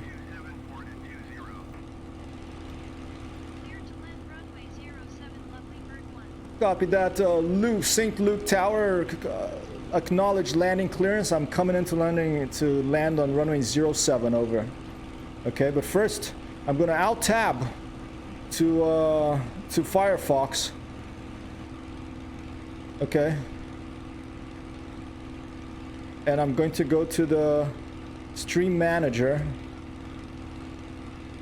Try not to crash. If it looks like I'm gonna crash, let me know. Because I'm out tabbed right now. Let me give a little bit of all right, I'm out tabbed right now. Okay, let's start a prediction.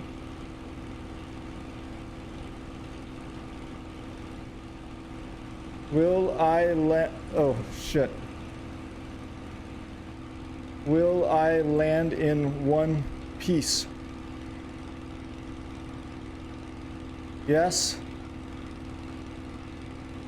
No. Submission time period 1 minute. Go. Gonna check. I don't think I can say how many channel points you win. It just you know.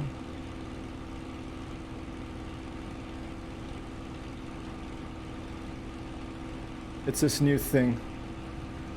Oh! 1-2 jump! 1-2 jump! 1-2 jump!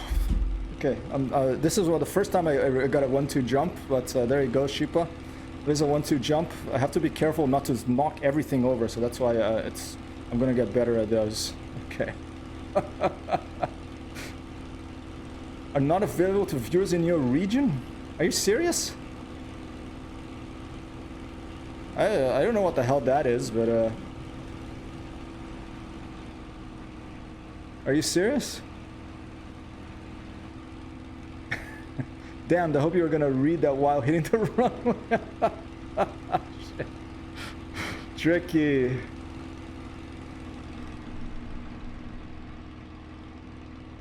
If I do it again and put like more than a minute, is that the problem? I can try it again. Alright, delete. Let's try again. Delete and return point. Start prediction. Will I land? Yes. No, I'm doing this quickly because I don't want to crash. Okay, I'm going to put 2 minutes. Start prediction. Go. Got it.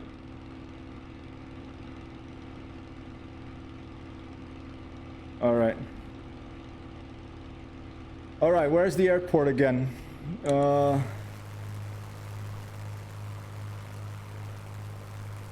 Where the hell is it?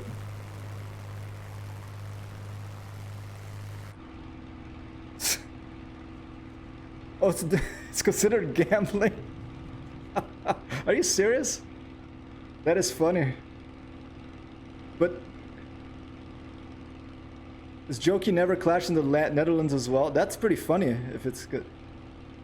Now I'm confused. I think that's runway 7, right? Yeah, that is runway 7. I'm pretty sure that's it.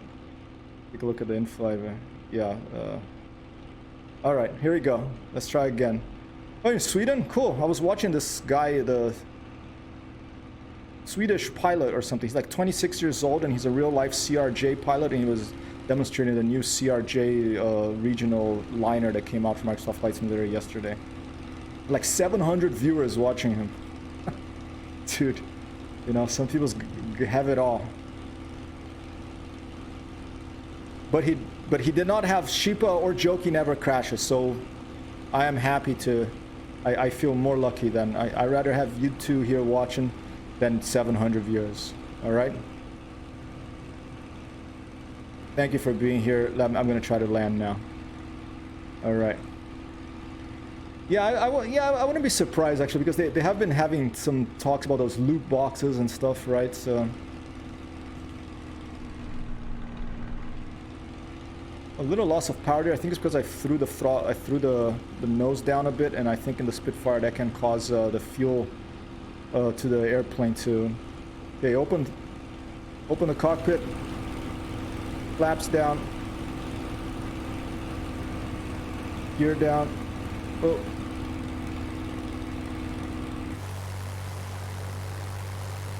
Hey. There it is.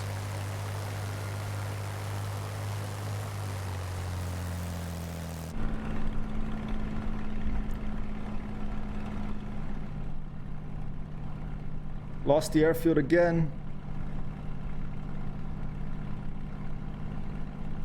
Having bad time finding these airfields, huh? I'm not gonna use the map. I'm gonna find it probably behind that cloud.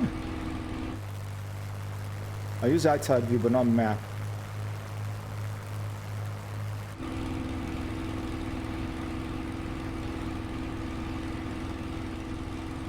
Probably behind this cloud here. I think I went too far west or whatever direction it is. Hey Rodrigo, tudo bem? Bateria 4%. Tudo bem, cara. How are you doing, Rodrigo Kichikati, a gentleman from Brazil, a young gentleman from Brazil who wants to be a pilot someday. Drops in usually late at night, but dropping in now. Have strict rules about trying to get money out of us free people. Yeah, that's good, man. I mean, the only place I think that gambling are okay here is like the Native American reservations because it gives them a lot of money, you know, and I support that. But yeah, it can ruin people. You know, people can have a problem. There it is. Okay, there's the runway. I see it. All right, landing gears down. Flaps are. That's the green light. That the landing gears down. The flaps are down because this little thing is open here. I can demonstrate. Like I'm gonna put them up real quick. Then that closes. If I'm putting down, that opens. Okay, a visual thing. But let's try to line up here. Let's see if I'm gonna land the Spitfire on to that runway that I already lost again. It's so tricky to find something and keep. There it is. Okay. And keep it in view in this video game. In a lot of these video games, when you're flying with track IR too, I'm not used to track IR. I only recently started using it. In IL2, it's really difficult for me to spot planes. Already difficult to spot planes, but with track IR, in one way it's easier when you're in a dogfight of a plane, but before you have seen a plane, it can be harder. It's a screen. I have to control the way my head moves.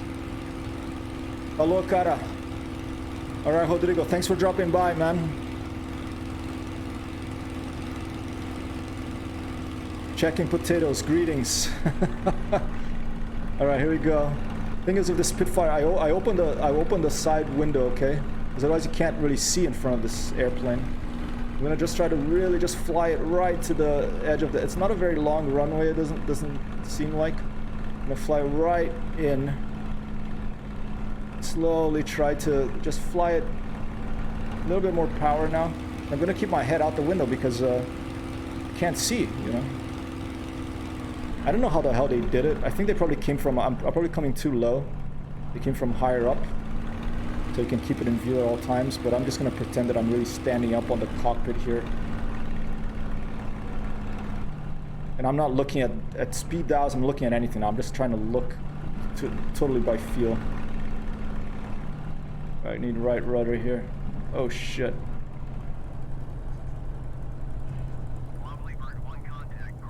It's not too bad, huh? That was a pretty, now let's see if I can, very easy on the brakes, just a few little touches. That was a pretty, that was a pretty smooth landing, even though I was crabbing quite a bit. All right, there's a, oh, please give me a moment. Oh, and it touched the ground. My God, almost a nice landing. I wrecked the engine. This fucking guy, sorry my English. He this yeah, I can't taxi. In fact, I wrecked the engine. I touched it. It nipped. It was a nice landing, but I touched this on the ground, so it broke. I don't think it was that bad, but it broke the engine. Okay, I could try to start it again, see if it works. I don't think it will. I'll acknowledge the taxi clearance. Can you turn the gun sight on? Not that I know of. I don't think so. Not yet, at least. Maybe eventually you will, but I mean, you can't shoot or anything in this, so there's not real ground services. Go back to clearance. All right, I think. Yeah, I was crabbing a little bit. There was a crosswind. There was a slight crosswind. Follow. Shorter approaches, yeah. This is a pretty short approach. This one. I mean, look at it. It's a pretty small airfield. I managed to, I got it in one piece, okay, right next to this parking lot here as well, to see these modern cars next to, here, I'll give you a look, let me turn off track IR. I'll give you a look around the airplane now, that I'm safely on the ground, even though the engine's a bit, the propeller is probably damaged. But really a beautifully modeled flying machine. That they've put in the Microsoft Flight Simulator here, the Spitfire. Gorgeous. It has like these the Mark X that they have like the longer cord, like basically a longer cord on the rudder on this thing here, because then you have more rudder authority. And it has those big Hispano cannons. Yeah, heavier, and the machine guns are on the side, but they're closed. They're taped shut here because you can't shoot in this game anyway. I don't know what these things are for. I think this is where there was another cannon and they removed it. I'm not sure about that. Maybe Joe can say. Hoje à noite tem live sim. Falou? There's a live in Brazil. A stream is called a live. There is a live tonight. There is a stream tonight. Let's see. Does the weight of the plane, it models like the wheel? Yeah, it's a little bit. It changes the shape of the wheel. You can see the weight of the plane on that. That's pretty nice. Okay. All right. Very cool. Just as a quick test, I'm going to do. I'm going to see if I can turn the engine on again. I don't think I can. I think it's busted. But as a quick test. Let's just try to put the starter on and see what happens. No,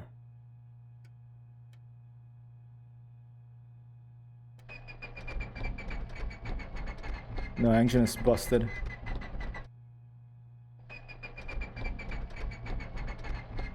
Yeah, engine is busted. Okay, but that's all right.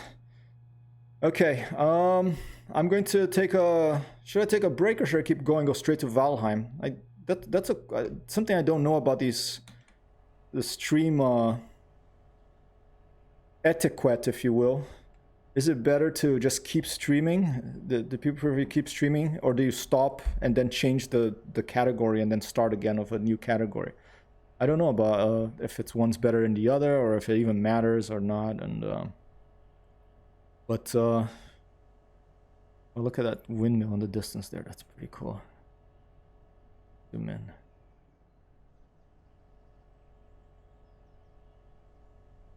How far can you get? Let's see. Try to get to that windmill.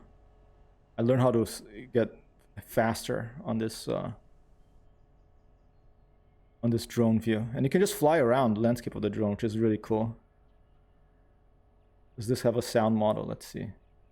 Cool, man. Have a great one, Jokey. Thanks for dropping in. I'll send you that link here. Let me give it to you right now, okay? If you want, if you Google Friday night flights, sign up. It should be there. Friday night flights, sign up.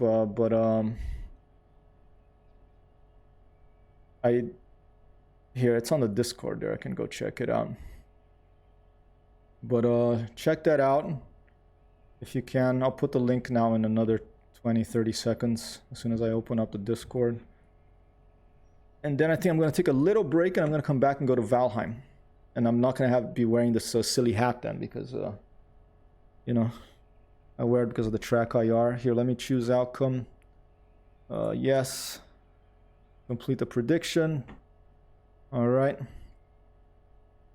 I'll complete that so I don't forget. Let me go to the combat. I think it's a combat box by Red Flight. And it's on events, I think. Let's see if I find that sign up link for you. There it is. All right. Yeah, so basically if you put your email there and you sign up for coming to, and you choose if you want Axis or Allies, I always fly the Allies. I can't bring myself to fly for the Axis even, you know, I don't know. I prefer the Ally planes anyway. Oh, cool, man. All right. Thanks so much. Thanks for being here. Thanks, Sheepa. Thanks, Rodrigo. Whoever else watching. Yeah, I always go Allies. I can't, unless like it's a story. That would be cool. I'm going to suggest that to sketch, the very kind gentleman who sets all this up and does the mission. So I'm going to suggest to him that we do a mission where, you know, some fuck wolves 190s were captured and you can fly them as the allies. That would be cool. And maybe someone can make some custom skins for them. Maybe I could even try my hand at that. All right, see ya, man. I'm gonna take a break. I'll be back in about 15 minutes with Valheim. Peace out, everybody.